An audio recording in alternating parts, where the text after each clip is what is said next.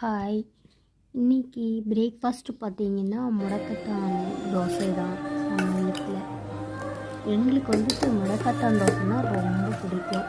இது ரொம்ப ஹெல்தி கூட, எலும்புக்கெலாம் ரொம்ப ஹெல்த்தியாக இருக்கும்.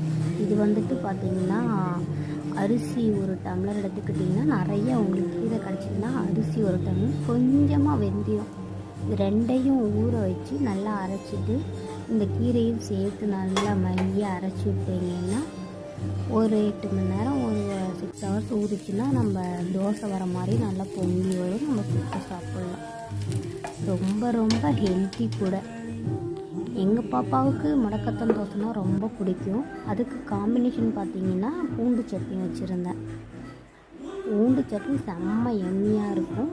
மீன் குழம்புக்கு தொட்டுக்கிட்டாலும் நல்லா இருக்கும். இது ரொம்பவே நல்லது எங்களுக்கு.